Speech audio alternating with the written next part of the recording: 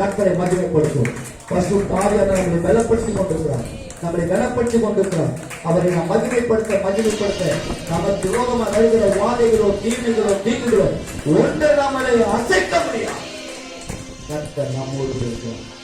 அவர் பெரிய செய்வார். வாசல் படியில் நின்று தட்டுகிறேன்.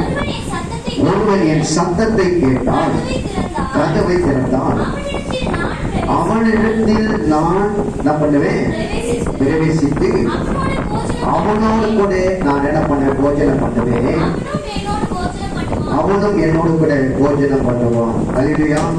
முதல் மாதத்திலே கர்த்தர் நமக்கு கொடுத்த வாக்குத்தத்தம் என்ன வார்த்தை? நானே வாசல். இரண்டாவது கடந்த மாதத்துல இதோ திறந்த வாசலை வைத்திருக்கிறேன். இன்றைக்கு கர்த்தர் இந்த மூன்றாவது மாதத்தை கர்த்தர் சொல்கிறார், வாசற்படி மீது கதவை தட்டுகிறேன். அல்லேலூயா. ஒருவன் என் சத்தத்தை கேட்டால் நான் ஒருவர் என்ன பண்ணுவாரா, பிரவேசித்து போஜனம் பண்ணுவேன், அவனும் என்னோடு கூட போஜனம் பண்ணுவான். அல்லேலூயா. அப்போ இந்த 7வது கடைசி இந்த திருச்சபைக்கு கர்த்தர் சொல்லுகிற இந்த வார்த்தை, லவோதிகா திருச்சபைக்கு கர்த்தர் சொன்ன வார்த்தை. ஏன் யோவானுக்கு இந்த வெளிப்பாடுகளை கர்த்தர் கொடுத்தார்? அவரோட சீஷர்கள் இருந்தாங்க, பேதுரு இருந்தாரு, அவருக்கு நல்ல ஒரு ஊழியத்தை கொடுத்தார். ஆனாலும் யோவானுக்கு ஒரு விசேஷமான இந்த வெளிப்பாடுகளை இந்த பக்திமத்துவிலே கொடுத்ததுக்கு காரணம் என்ன சொல்ல முடியுமா? என்னத்துக்காக யோவானை கர்த்தர் எடுத்து பயன்படுத்தலாம்? வாசிக்கலாம். யோவான் என்ற சுவிசேஷம் இதை வைத்துக் கொள்ளுங்க. யோவான் என்ற சுவிசேஷம் 13ஆம் அதிகாரம் 23வது வசனம். 13:23. அந்த சமயத்தில் அவருடைய சீஷரில் இயேசுவுக்கு அன்பானவனாய் இருந்த ஒருவன் இயேசுவின் மார்பிலே சாய்ந்து கொண்டிருந்தான். அல்லேலூயா. இந்த யோவான் விசேஷித்த காரியங்களை செய்தது காரணம், யோவான் இயேசுவின் மார்பிலே சாய்ந்து கொண்டிருந்தான். எல்லா சீஷரும் இயேசு பேசுகிறதை தான் கேட்டார்கள். ஆனால் யோவான் இயேசுடைய இருதயத்தில் இருக்கிறதை அவன் என்ன பண்ணி கொண்டுதான் கேட்டுக் கொண்டிருந்தான். அல்லேலூயா. மார்பிலே சாய்ந்தா தாதி எங்க இருக்கும்? தன் இருதயத்திலே இருக்கும். அப்போ தேவனுடைய இருதயத்தில் இருக்கிற காரியங்களை கேட்டுக் கொண்டிருந்த யோவானை கர்த்தர் எடுத்து பத்துமத்திலே வைத்து 7 திருச்சபைகளுக்கு வெளிப்படுத்தின இந்த விசேஷம். அநேக காரியங்கள், வரப்போகிற காரியங்களை வெளிப்படுத்தும்படியாய் ஒரு விசேஷித்தமான ஒரு தீர்க்கதரிசியை கர்த்தர் வைத்தார். ஆனால் அதே நேரத்திலே அதே ஆண்டவர் அன்றைக்கு சிலுவையை மறைக்கும் பொழுது அன்றைக்கு அந்த யோவானை தனிமையாக விட்டு போகவில்லை. அவர் சொன்ன வார்த்தை, இதோ உன் தாய், இது உன் மகன். அல்லேலூயா. இதுவெல்லாம் நீ மார்பில சாய்ந்து கொண்டிருந்த, நான் உன்னை தனிமையா நான் விட்டு போக மாட்டேன்பா, உனக்காக ஒரு தாய் அங்கே கொடுக்கிறதை பார்க்கிறோம். ஆகவே தான் கர்த்தர் யோவானை எடுத்து பயன்படுத்தின ஒரு காரியங்கள் வெளிப்படுத்தல் அதே 3ஆம் அதிகாரத்தில் பார்க்கும்போது, ஏன் கர்த்தர் இதோ நான் வாசற்படியில் நின்றிருக்கிறேன், ஒருவன் என் கதவை திறந்தால் அவனோடு கூட நான் பிரவேசித்து போஜனம் பண்ணுவேன் சொன்ன காரியங்கள் அங்கே பார்க்கும்போது 15 சொல்லுகிறது, உன் கிரிகளை நான் அறிந்திருக்கிறேன், நீ குளிரும் அல்ல அனலும் அல்ல, குளிராவது அனலாவது இருந்தால் நலமாயிருக்கும். நீ குளிரும் அல்ல அனலும் அல்ல, எதிலாவது இருந்தால் நலமாயிருக்கும். இப்படி நீ குளிருமின்றி அனலுமின்றி வெதுவெதுப்பாய் இருப்பாயானால் உன்னை என் வாயிலிருந்து வாந்தி பண்ணிப்படும். கிரிகள் இருந்தது. கிரிகள் இருந்தாலும் அந்த கடைசி லவோதிகா திருச்சபை குளிரமின்றி அனலுமின்றி அங்கே காணப்படுவதை பார்க்கிறோம். விசுவாசமாய் இருக்கிறாங்க, அவ்விசுவாசமாய் காணப்படுகிறாங்க. ஆகவே தான் கர்த்தர் அந்த திருச்சபைக்கு சொல்லுகிற வார்த்தை, நீ குளிரம் என்று அனலும் என்று சொன்னால் நான் வாந்தி பண்ணி போடுவேன். நீ வந்திருக்கிற நீங்கள் நானும் தேவனுடைய ஆண்டவராகிய பிள்ளைகளாகினா தேவனுக்கு நாம் பரிசுத்தமாய் வாழும்படியாக இன்னைக்கு நம்மோடு கூட அவர் பேசிக் கொண்டிருக்கிறார். அதுதான் கர்த்தர் சொல்கிறார், நான் நேசிக்கிறவர்களை எவர்களோ அவர்களை கடிந்து கொண்டு சிக்ஷித்து அவர்களை நீ ஜாக்கிரதையா இருந்து மனம் திரும்ப சொல்லி 19 சொல்லுது. அப்ப நேசிக்கிற ஒரு திருச்சபை இந்த ஜனங்களை நேசித்தார். ஏன்? அவர்கள் நல்ல ஒரு காரியம், அவர்கள் கிரிகளை நான் அறிந்தாலும் சில காரியங்களை பின்னிட்டு போகிற கர்த்தர் எச்சரித்த ஒரு திருச்சபை. இன்னைக்கு கர்த்தர் நமக்கு சொல்கிறார், எவர்களை நான் நேசிக்கணும் அவர்களை நான் சிக்ஷிப்பேன். என்ன பண்ண வேண்டுமா? பணிந்திருந்து மனத்திற்கு. அப்போ கர்த்தர் இன்னைக்கு சொல்லுகிற வார்த்தையின்படி கர்த்தர் நம்முடைய வாசற்படியில் நின்று கதவை தட்டுகிறார். நீதிமொழிகள் புஸ்தகம் 8ஆம் அதிகாரம் 34வது வசனத்தை வாசிப்போம். என் வாசற்படியில் நித்தம் விழித்திருந்து என் கதவின் அருகே காத்திருந்து எனக்கு செவி கொடுக்கிற மனுஷன் பாக்கியவான். அல்லேலூயா. கர்த்தருடைய வாசலிலே நாம் நித்தமும் விழித்திருக்க வேண்டும். நாம் எப்போதும் தேவனுக்கு முன்பதாக நாம் விழித்திருக்கிறவராய் காணப்பட வேண்டும். ஆகவேதான் நான் நித்தமும் விழித்திருந்து என்ன பண்ணுவாரா, என் வாசலுக்கு நான் காத்திருக்கிறேன். 35 சொல்கிறது, என்னை கண்டடைகிறவன் ஜீவனை கண்டடைகிறான், கர்த்தரிடத்தில் தயவை பெறுவான். அல்லேலூயா. அப்ப தேவனுடைய ஆண்டவருடைய வார்த்தைகளுக்கு அவர் செவிகளுக்கு நாம் காத்திருக்க வேண்டும். நித்தமும் விழித்திருக்கிறவர்களாய் நாம் இருக்க வேண்டும். கர்த்தர் இன்னைக்கு நம்மோடு கூட பேசிக்கொண்டு மனத்திருப்பு. அன்னைக்கு திருச்சபைக்கு கர்த்தர் சொன்ன அதே வார்த்தை, மனத்திரும்ப வேண்டும். வாசல் படியில நின்று கதவை தட்டுகிறேன், ஒருவன் திறந்தால் அவனோடு கூட நான் யோசனை பண்ணுவேன். கர்த்தர் என்ன சத்தத்தை கொடுத்தார், ஜனங்களுக்கு என்ன சத்தத்தை கொடுத்தார்? உன்னத பாட்டு 2ஆம் அதிகாரம் 10வது வசனத்தை வாசிப்போம். உன்னத பாட்டு, என் நேசர் என்னோடு கூட பேசி, என் பிரியமே, என் மூகவதியே எழுந்து வா. வாசல் அருகே தட்டி கொண்டிருந்த அந்த வார்த்தை என்னன்னா, அவர் சொல்லுகிறார், என் நேசர் என்னோடு கூட பேசினார். என்ன பேசினார்? என் பிரியமே, என் ரூபவதியே எழுந்து வா. வாசல் அருகே தட்டின ஒரு குரல். இன்றைக்கு உன்னையும் என்னை கத்த நம்ம வாசல் அருகே நின்று இருதயம் என்னும் வாசலை கத்த தட்டி கொண்டிருக்கிறார். என் பிரியமே, என் ரூபவதியை எழுந்து வா.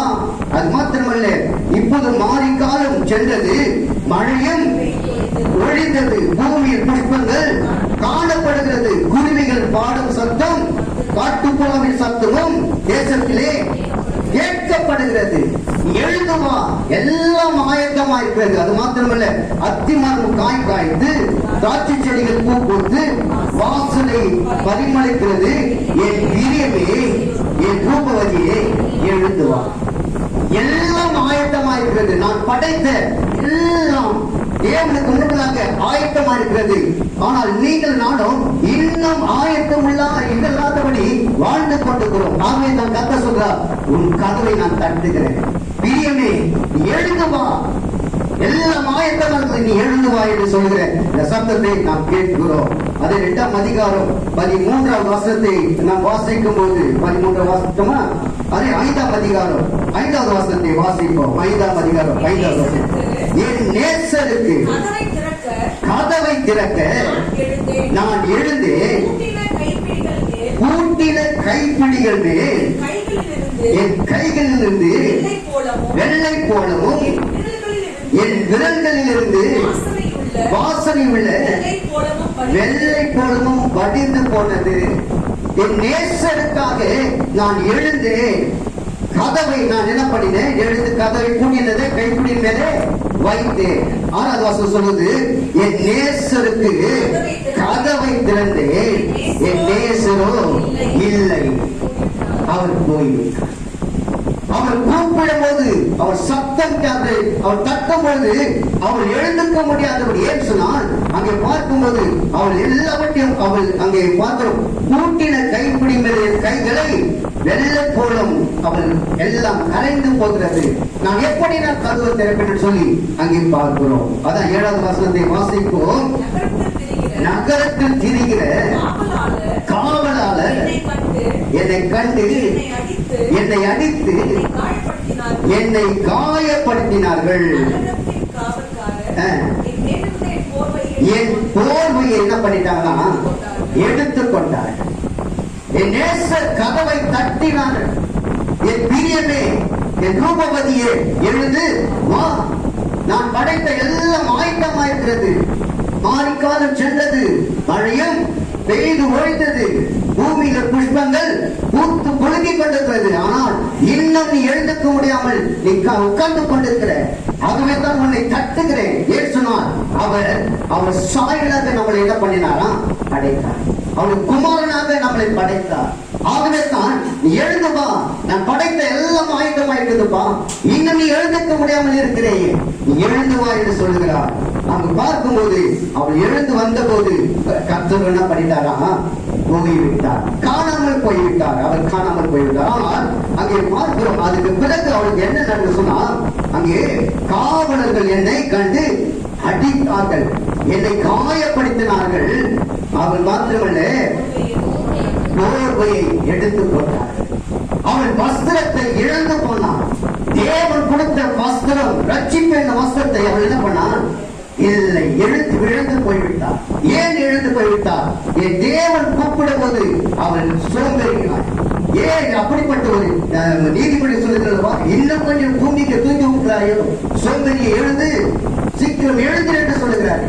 அப்படிப்பட்ட ஒரு சோம்பேறியான ஒரு வாழ்க்கையிலே ஏன் சொன்னான், என் கையில இருக்கிற எல்லாம் எனக்கு கரைந்து போய்விட்டது. இதை நான் இப்படி நான் இந்த நாளிலே எல்லாவற்றையும் நான் இழந்திருக்கிறேன். நான் வஸ்திரத்தை இழந்துட்டு நான் இப்போது இருக்கிறேன். மறுபடியும் நான் எப்படி அதை நான் மறுபடியும் எடுப்பேன் என்று சொல்லி ஒரு சோம்பேறித்தனத்தில் விழுந்த போது அங்கே பார்க்கும்போது அவள் விட்டு விட்டார். எல்லாவற்றையும் விட்டு அவள் என்ன பண்ணிட்டாராம், என் நேசர் போய்விட்டார். 8வது வசனத்தை வாசிக்கும் போது, எஸ்ரேலின் குமார்த்திகளே, என் நேசரை கண்டீர்களானால் நான் நேசத்தால் சோகம் அடைந்திருக்கிறேன். அவருக்கு சொல்லபடி ஆணையிடுகிறேன். தேடி பார்க்கிறார், காணாமல் போய்விட்டார். இன்றைக்கு நீங்கள் நானும் எத்தனையோ முறை ஆண்டவர் நம்மோடு கூட பேசியிருந்தார். என் பிரியமே, என் ரூபவதியை எழுந்திரு, எல்லாம் ஆயத்தமாய்க்கிறது. மழைகள் எல்லாம் பெய்து ஓய்ந்து போகிறது, எல்லாம் பூத்து குலுங்கி கொண்டிருக்கிறது. ஆனால் நீங்களும் இன்னும் நாம் என்ன பண்ணி கொடுக்கிறோம்? உட்கார்ந்து கொண்டிருக்கிறோம். ஆகவே தான் கர்த்தர் இந்த 3வது மாதத்திலே நம் கதவை தட்டி கொண்டிருக்கிறார். அவர் கதவை நீங்க திறக்கும் போது அவர் நம்மோடு கூட பிரவேசித்து அவர் என்ன பண்ணுவாராம், போஜனத்தை அவர் நம்மோடு கூட போஜனம் பண்ணுகிற தேவனாய் இருக்கிறார். அப்போ 8வது வசனத்தை வாசிக்கும் போது அவர் வஸ்திரத்தை இழந்து போனார். அப்போ இன்றைக்கு கர்த்தர் நீதிமொழிகள் 1ஆம் அதிகாரம் 24வது வசனத்தை வாசிப்போம். நீதிமொழிகள் 21:4.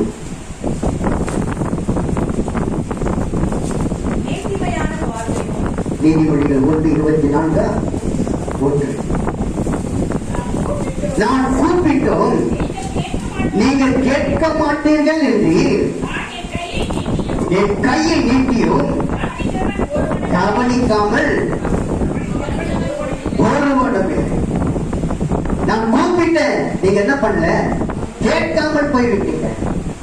அன்றைக்கு அந்த சுலகத்திய அந்த ஸ்திரீயை பார்த்து கர்த்தர் கூப்பிட்டார், ரூபவதியே எழுந்து வா, கதவை தட்டினார். ஆனால் தாமதித்தது நிமித்தம் போய்விட்டது. அதே சாலமோன் நீங்க நீதிமன்றம் சொல்லும் போது நான் கூப்பிட்டேன், நீங்க என்ன பண்ணல, கேளாமல் போய்விட்டீங்க. கர்த்தர் எத்தனை முறை நம்மோடு கூட பேசியிருக்கிறார். என் ரூபமே, என் பிரியமே, என் ரூபவதியே எழுந்து வா, ஆயத்தப்படு. கடைசி நாட்டில் இருக்கிற நீயும் நானும் ஆயத்தம் உள்ளவர்களாய், மற்றவர்கள் ஆயத்தப்படுத்துவர்களாய் கர்த்தர் நம்மோடு கூட பேசி இருக்கிறார். இன்றைக்கு நீங்கள் நானும் இன்னும் எழுந்திருக்க முடியாதபடி நாம் அமர்ந்து கொண்டிருக்கிறோம். 3வது மாதத்தை கர்த்தர் சொல்கிறார், அவர் நம்மை நேசிக்கிற தேவன். அவர் எழுந்து நிற்க, அவர் நம்மளை எழுப்பும்படியாக அவளை கடந்து வந்திருக்கிறார். 26வது வசனம், அதே அதிகாரம் 26வது வசனத்தை வாசிப்போம். ஆகையால் நானும் உங்கள் ஆபத்து காலத்தில்